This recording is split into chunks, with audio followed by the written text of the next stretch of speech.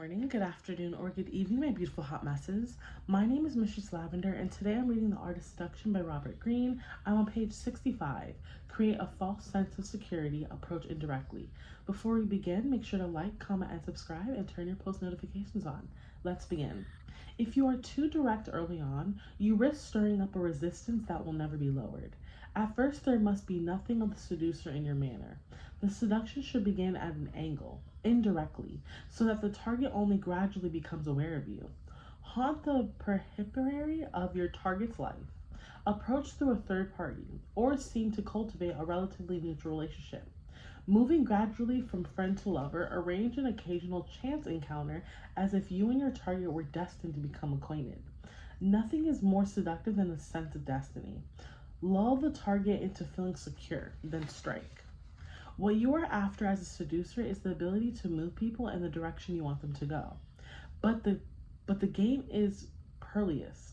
The moment they suspect that they are under your influence, they will become resentful. We are creatures who cannot stand feeling that we are obeying someone else's will. Should your targets catch on, sooner or later they will turn against you. But what if you can make them do what you want them to do without them realizing it? What if they think they are in control? That is the power of indirection, and no seducer can work his or her magic without it. The first move to master is simple. Once you have chosen the right person, you must make the target come to you.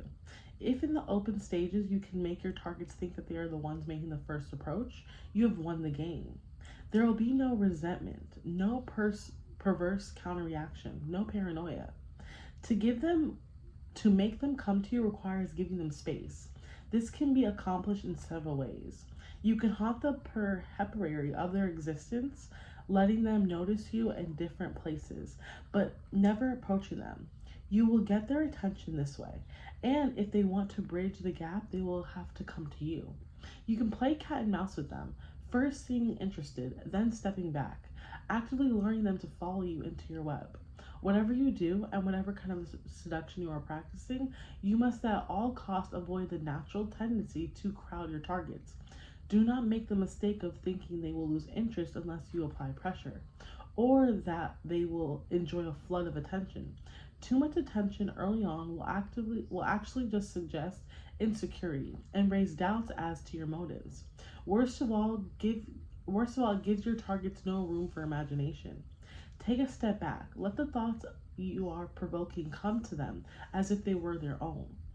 In the initial stages of a seduction, you must find ways to calm any sense of mistrust that the other person may experience. A sense of danger and fear can heighten the seduction later on. But if you stir such emotions in the first stages, you will more likely scare the target away. Often, the best way to seem harmless and to give yourself room to maneuver is to establish a friendship, moving steadily closer while always maintaining the distance appropriate for friends of the opposite sex. Your friendly conversations with your targets will bring you valuable information about their characters, their tastes, their weakness, their childhood yearnings that govern their adult behavior. In addition, by spending time with your targets, you can make them comfortable with you, believing you are interested only in their thoughts. In their company, they will lower their resistance, dissipating the usual tension between the sexes.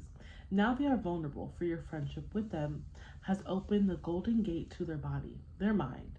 At this point, any offhand comment, any slight physical contact will spark a different thought, which will catch them off guard. Perhaps there could be something else between you. Once that feeling has stirred, they will wonder why you haven't made a move, and will take the initiative themselves, enjoying the illusion that they are in control. There is nothing more effective in seduction than making the seduced think they are the ones doing the seducing. The spider's web. The spider finds a inosis, what is that word? Innocous corner in which to spin its web. The longer the web takes, the more fabulous its construction, yet few really notice it. Its gossamer threads are nearly invisible. The spider has no need to chase for food, or even to move. It quietly sits in the corner, waiting for its victim to come to it on its own and ensnare themselves in the web. Okay, I'm stopping there. I'm stopping at page 70 at Send Miss Signal, so we'll do that next episode. But again, my name is Mistress Lavender. I'm reading The Artist Seduction by Robert Greene, and thank you so much for joining me.